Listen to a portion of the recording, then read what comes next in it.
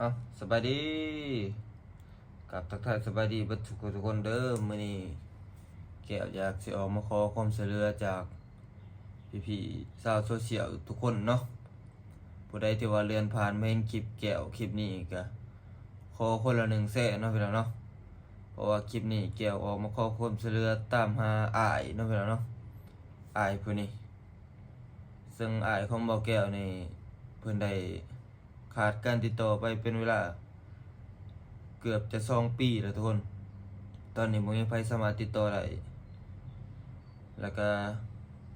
ที่ผ่านมาก็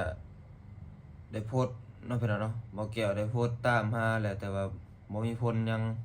บ่มีไผเห็นหั้นนะพี่น้องและคลิปนี้บ่าวแก้วสิได้มาโพสต์เป็นวิดีโอเนาะพี่น้องเนาะจึงมาขอคนละ1แชร์จากทุกคนที่เห็นคลิปนี้ก็คือบ่าวแก้วมาตามหาอ้ายชายอ้ายของบ่าวแก้วนั่นแหละพี่น้องผู้นี้ ซึ่งบ่แก้วก็บ่ฮู้เหตุผลดอกพี่น้องว่าตอนแรกนะเพิ่นเงียบหายไปแบบใดเพราะว่าตะกี้ก็ดนๆแชตนำกันเทื่อหนึงต่างคนต่างเฮ็ดเวียกเฮ็ดงานนะทุกคนแล้วมื้อหนึงเพิ่นก็บ่สามารถติดต่อได้นะทุกคนไผก็ติดต่อบ่ได้แต่ก่อนเพิ่นสิไปเพิ่นบอกว่าเพิ่นบอกนำคนที่เพิ่นรู้จักนะเพิ่นบอกว่าเพิ่นสิบล็อกทุกช่องทางของแต่ละคนแต่เราก็บ่รู้สาเหตุของเพิ่นว่าเป็นหยังเพิ่นจังอยากบล็อกทุกคนเนาะ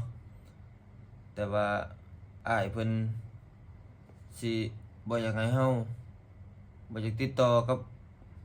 ครอบครัวบ่หรือว่าจังไดเนาะก็บ่รู้นำเพิ่นแต่ว่าถ้าอ้ายเห็นคลิปนี้หรือว่าทุกคนที่เห็นคลิปนี้ถ้าเห็นคนรูปภาพนี้ก็คอมเมนต์หรือว่าติดต่อหาเบาแก้วเด้อทุกคนเด้อเพราะว่าทางนี้ก็พี่อ้ายก็บ่สบายตอนนี้นะก็ได้พากันกลับบ้านเอื้อยก็ได้พาพี่อ้ายกลับบ้านแล้วก็อยากส่งข่าวให้เพิ่นรู้นะแล้วก็พ่อแม่ก็ให้ตามหาเพิ่นแต่ว่าเบาแก้วก็ตามหามาโดยตลอดเนาะเพิ่นเนาะถามนำหมู่เพิ่นถามนำหมู่เพิ่นแต่ละคนที่เพิ่นเคยสนิทฮักแพงหั้นนะก็บ่มีไผติดต่อเพิ่นได้ มื้อนี้บ่าวแก้วจึงมาอัดคลิปเป็นวิดีโอขอคนละ1แชร์ขอความช่วยเหลือจากทุกคนที่เห็นคลิปนี้เนาะฝากทุกคนกดแชร์คนละ1แชร์แล้วก็ถ้าผู้ใดเห็นอ้ายของบ่าวแก้วก็ฝากทุกคนคอมเมนต์หรือว่าทักหาบ่าวแก้วส่วนตัวก็ได้เนาะทุกคนเนาะบ่าวแก้วจะขอความช่วยเหลือเพราะว่าบ่ได้ติดต่อกับอ้ายมาเป็นเวลา2 ปีแล้วทุกคนที่ผ่านมาก็คือเว้านั่นแหละ ได้คนได้หาอยู่แต่ว่าก็บ่มีไผฮู้บ่มีไผเห็นอยากฮู้ว่าอ้ายเป็นจั่งใดตอนนี้อยู่ดีมีแรงบ่แล้วก็จะบอกอ้ายว่าทั้งพ่อทั้งแม่ก็เพิ่นเป็นห่วงถ้าว่าบ่อยากเห็นอ้ายน้องหรือว่าบ่อยากติดต่อกับไผก็ถ้าอ้ายเห็นคลิปนี้ก็ให้อ้ายคอมเมนต์บอกหรือว่าแชตส่วนตัวหาน้องก็ได้บอกว่าบ่ต้องบ่บอกที่อยู่ก็ได้เนาะว่าแต่บอกว่าอยู่ดีมีแรงทั้งพ่อทั้งแม่เพิ่นก็ดีใจแต่พ่อทั้งแม่เพิ่นก็สิบ่ได้เป็นห่วงหั้นนะแต่ว่าผู้ใดเห็นก็ฝากคือเว้านั่นล่ะทุกคนถ้าผู้ใดเห็นก็บอกเบาแก้วเด้อทุกคนเด้อฝากคนละ1แชร์เด้อทุกคนเด้อเพราะว่ามาตามหาอ้ายนี่ก็ย้อนความเป็นห่วงเนาะหลายๆคนก็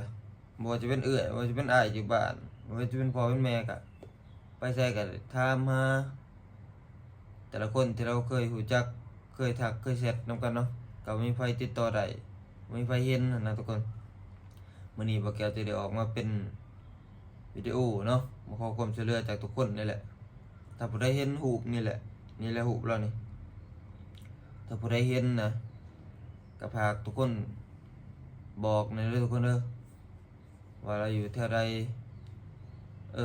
เมื่อก่อนนะพี่น้องเมื่อก่อนนะบ่แกจะบอกว่าเมื่อก่อนเราอยู่แถวเขตบางกะปิทุกคนเมื่อก่อนนะแต่ว่าตอนนี้บ่ฮู้เราไปอยู่แถวใดเนาะ ตะกี้เราอยู่แถวเขตบางกะปิประเทศไทยแหละพี่น้องแถวตลาดบางกะปิเนาะเมื่อ2 ปีที่แล้วพอบ่แก้วก็บ่ได้ค่อยเสร็จกับเรานะตะกี้หั่นก็โดนๆเสร็จกันเทื่อนึงตามภาษาอ้ายน้องแล้วบ่ได้เสร็จกันคุมื้อดอกต่างคนก็ต่างเฮ็ดงานนะทุกคนนี่แหละทุกคนจะได้ก็ฝากทุกคนคนละ1แชร์1ไลค์เด้อทุกคนเด้อฝากตามหาอ้ายบ่แก้วซอยบ่แก้วนะทุกคนถ้าผู้ใดพบพ้อผู้ใดเห็นก็คอมเมนต์หรือว่าทักหาบ่แก้วก็ได้เด้อทุกคนเด้อจะได้ขอความช่วยเหลือจากทุกคนเด้อฝากเด้อทุกคนเด้อผู้ใดเห็นก็บอกแหน่